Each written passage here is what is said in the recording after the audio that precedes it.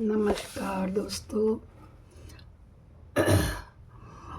आज मैं आपको भगवान शंकर के 12 शिवलिंगों की कथा बताऊंगी। पहले बताऊंगी कि 12 शिवलिंग हैं कौन कौन से। सौराष्ट्र में सोमनाथ,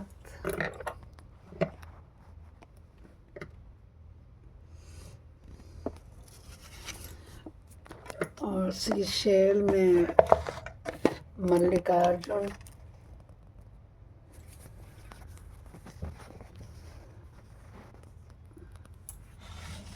उज्जैनी में महाकालेश्वर, विंध्याचल ओंकार में ओंकारेश्वर, हिमाचल पर्वत पर केदारनाथ, डाकिनी में भीमशंकर, काशी में विश्वनाथ, गोमती तट पर अम्बकेश्वर, अयोध्यापुरी दारुकवन में नागेश, चिताभूमि में वैद्यनाथ, सेतुबंधु में रामेश्वर और देव सरोवर में घूष्मेश्वर है। इन ज्योतिर्लिंगों की पूजा का फल बताते हुए नंदीश्वर कहते हैं, सोमनाथ के पूजन करने से क्षय तथा कुष्ठ आदि रोगों का नाश होता है। मल्लिकार्जुन के दर्शन करने से सभी मनोवांछित फल प्राप्त होते हैं। महाकालेश्वर के दर्शन पूजन से सभी कामनाओं की सिद्धि और अंत में उत्तम गति की प्राप्ति होती है। ओमकार लिंग भक्तों को वांछित फल देने वाला है। नर नारायण रूप के दारेश्वर दर्शन पूजन करने में अभीष्ट फलदायक है। भीम शंकर भक्तों के सभी मनोरथों को पूर्ण करने वाले हैं। विश्वेश्वर भक्ति मुक्ति के प्रदाता हैं। काशी विश्वनाथ के पूजन कर्म बंधन से निवृत्त होकर मोक्ष के भागी बनता है इंसान। अम्बकेश्वर दर्शन स्पर्श कामनाओं की पूर्ति करके अंत में मुक्ति प्रदान करते हैं। वैद्यनाथ पूजन से रोग निवृत्ति और सुख वृद्धि होती है। नागेश ज्योतिर्लिंगों के दर्शन पूजन से पावक पुंज नष्ट हो जाता है। दोस्तों, परमेश्वर मुक्ति के प्रदाता हैं। वे भक्तों की सभी कामनाओं को पूरा करने वाले हैं। घूष्मेश्वर के दर्शन पूजन से इन लौकिक सुखों की प्राप्ति होती है और अंत में मुक्ति की प्राप्ति होती है।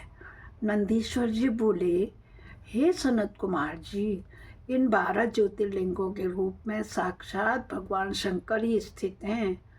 भक्तों के कल्याण के लिए ही उन्होंने रूप धारण किए हैं।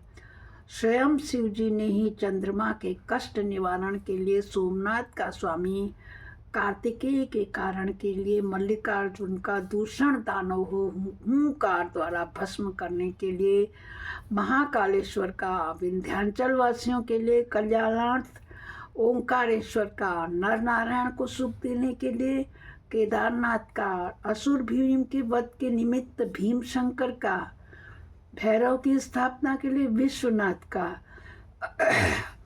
गौतम की अभिलाषा पूर्ति के लिए अम्बकेश्वर का, रावण के निमित्त वैद्यनाथ का, दारुक दैत्य के वध के लिए नागेश का, राम जी को विजयी बनाने के लिए रामेश्वर का, और घूष्मा के पुत्र को बचाने तथा सुदेहा दानव के विनाश के लिए घूष्मेश्वर का रूप धारण किया। इन ज्योतिर्लिंगों की कथा भक्ति पूर्वक पढ़ने सुनने से मनुष्यों के सभी मनोरथ पूर्ण होते हैं और अंत में उन्हें मोक्ष की प्राप्ति होती है। ऋषियों ने कहा है, हे सर्वश्रेष्ठ सूत जी, आप कृपा करके शिव जी के लिंग संबंधी महात्म्य की विस्तार से कथा कहिए।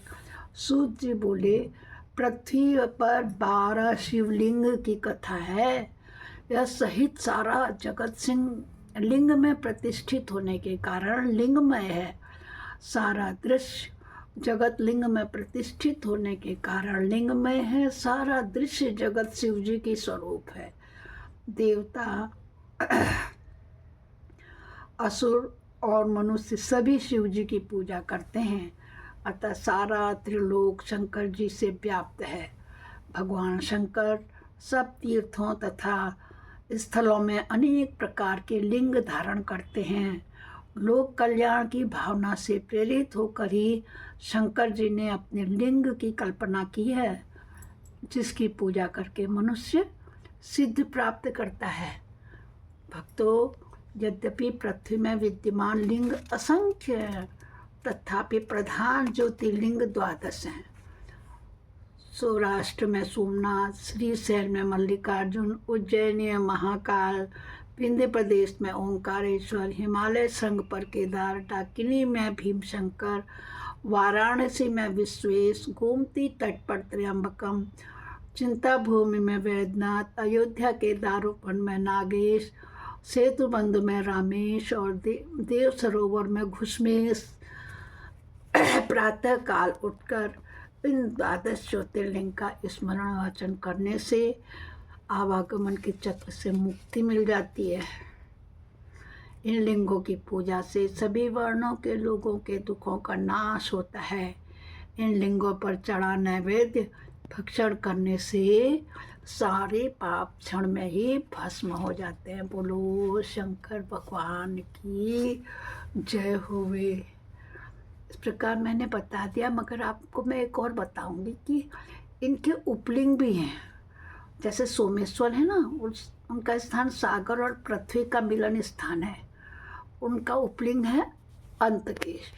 मल्लिकार्जुन का भृगु कक्ष है रुद्रेश्वर।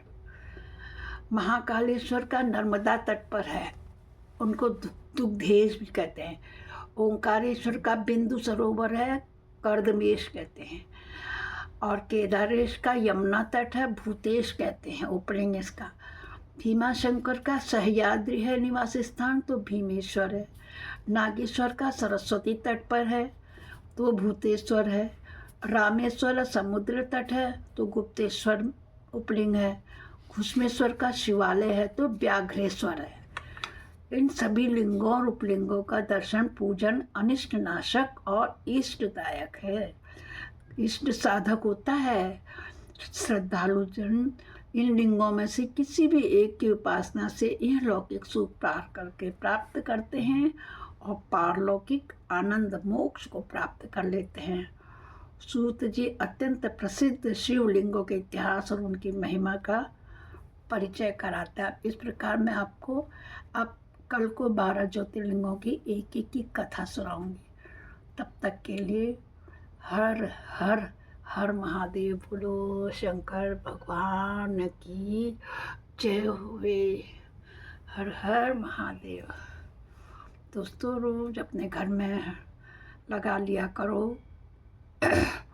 12 ज्योतिर्लिंगों के नाम भी हो जाएंगे, सुने भी जाएंगे, पाप भी कष्ट भी दूर होंगे, मोक्ष की प्राप्ति होगी और घर में पॉजिटिविटी बनी रहेगी। आप लोगों को अच्छा लगा हो, खुद सुने, शेयर करें। बोलो शंकर भगवान की जय। पहली बार मेरे चैनल में आ रहे हैं तो चैनल को सब्सक्राइब करना ना भूलें। कमेंट्स में हर हर महादेव लिखें। नमस्कार।